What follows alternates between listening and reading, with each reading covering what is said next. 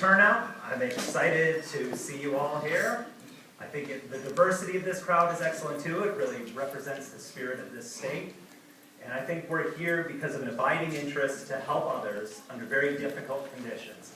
Much like the original volunteers who served with Andrew Jackson in the Battle of New Orleans. And I'm Tim Bogus. I'm your host for this evening. You'll learn more about why I'm here in a bit. The button gives you an early indication of why I'm here. And so for now, I'm welcoming you to a night of discussing, learning, sharing, and strategizing about the Koozer-Kuhn Medical Cannabis Act. We have an inspiring panel of legislators, patients, and parents that I believe will catalyze us into action and arm us with the information to influence effectively.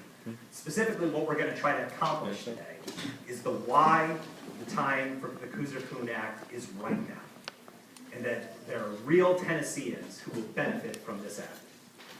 We're going to talk about what the bill fully entails, how we need to proceed to ensure its passage, and you all are going to play a key role in this, and in tonight especially. We want to hear your personal stories, your connections, your strategies, your questions. And we're also going to proceed tonight with respect for those who aren't yet ready to support this bill, because it's our job to show them that supporting the Koozer-Kuhn Act is not a partisan act, it's an essential act, it's a compassionate act, and it's an act of Tennessee values. It's who we are. So with that, I'm going to turn it over to our first speaker, Bernie Ellis, who is the author of the Koozer-Kuhn Act. And he told me just before starting that he's also a proud Vanderbilt alum. So.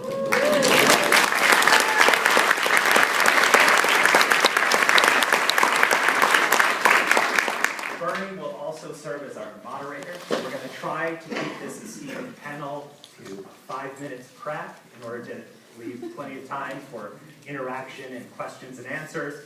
We'll see how we do. So, Bernie, over to you. Good evening. I normally start off a presentation by saying if you learn nothing else, you'll learn that all Southerners don't talk slow. So I'm going to try to cover quite a bit of material by way of introduction. To start with, let me introduce Piper Koozer, one of the two namesakes for our bill. And Piper's family had to leave Tennessee in October. She's been on Charlotte's Web for about 2 months. 2 months, and her seizures have declined 75%. She's sleeping through the night for the first time in her life.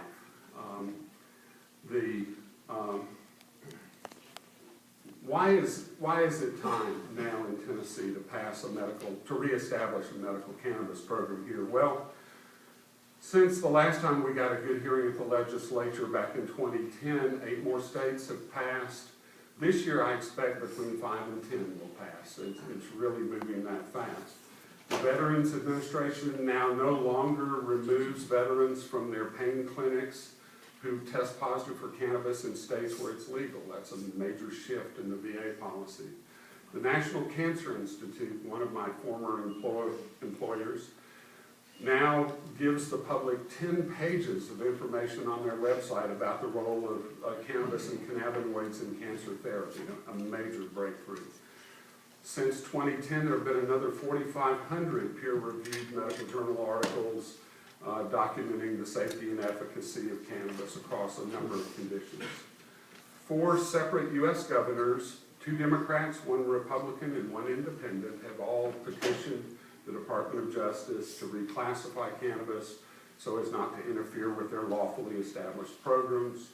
And as some of you may know, in June of this past year, the Department of Justice issued what's called the Cole Memo, 4 pages that says the Justice Department will no longer interfere with lawfully established state programs. 70 to 80% of the American public now supports medical cannabis. I don't expect it's any different in this state. The Koozer-Kuhn Medical Cannabis Act will enable a program that we're calling the Safe Access to Medical Cannabis Program. The Safe Access Program looks like this. It's a closed system program. We will allow only farmers who are licensed, trained, supervised, and monitored by the Department of Agriculture to grow. No patient grow, no caregiver grow, it's all licensed farmers. Those farmers may only sell their cannabis to state licensed processors who will also be under the supervision of the Department of Ag. And although our goal is to return cannabis to the pharmacy until it's taken off Schedule 1, we can't do that, so we will set up regulated dispensaries as an interim step. Unlike California and Colorado, we're severely limiting the number of dispensaries so that in the entire Davidson County area, we expect no more than 4 dispensaries to start with. So we're not going to have dispensaries on every corner. What are our goals? If we succeed, safe access patients should be able to access medical cannabis as soon as they're eligible, for as long as they're eligible without delay. Many states require patients to apply to the state health department for approval. We're going to have our patients registered into the state program at the dispensary the first time they show up, so there'll be no delay there. The medical cannabis made available through our program must be of consistent high quality. It must be safe, effective, reliable, and inexpensive. No street pot meets that definition, particularly the inexpensive part. The production, processing, and distribution of medical cannabis for the Safe Access Program should and will occur under tightly controlled conditions. We define our program as the most tightly controlled model presented so far in the country and the most patient-friendly. We are limiting participation in the Safe Access Program to these conditions, and only these conditions. We've added post-traumatic stress disorder recently. We will be one of, I think, only 3 states to start their program with PTSD covered from the get-go.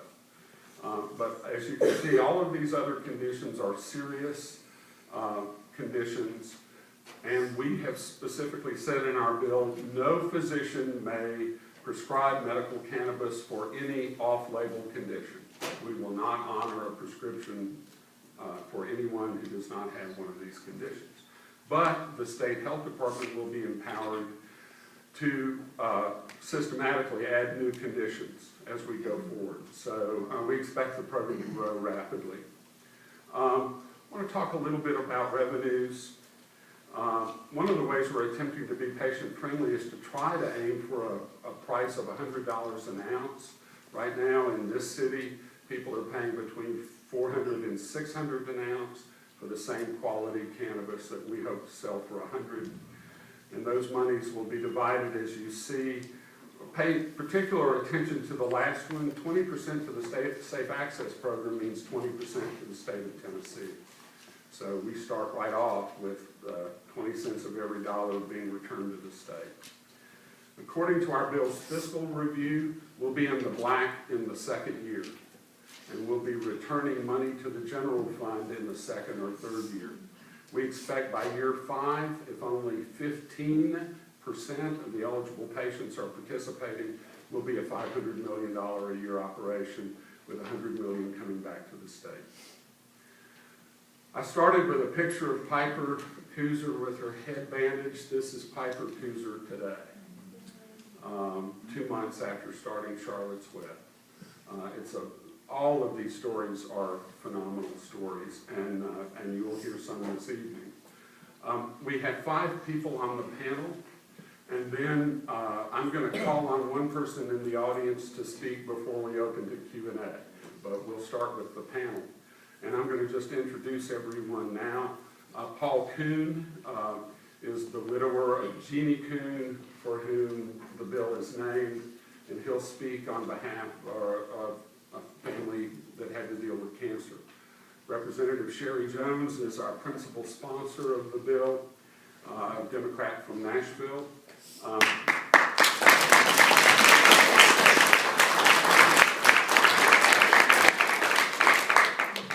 Buddy Burris is a professional musician and caregiver for a wife who has been bedridden with MS for the last 7 years.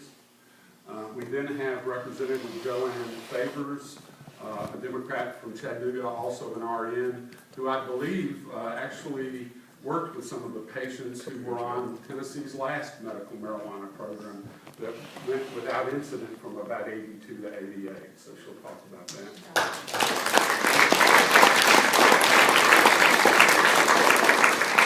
And I omitted and shouldn't have, Representative Favors was the second person to sign on to co-sponsor. We now have 8 co-sponsors after our lobby day today.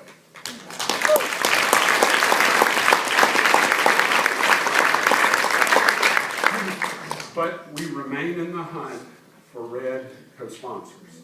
So we'll talk a bit more about that later too. Let me sit down and pass the mic on to Paul.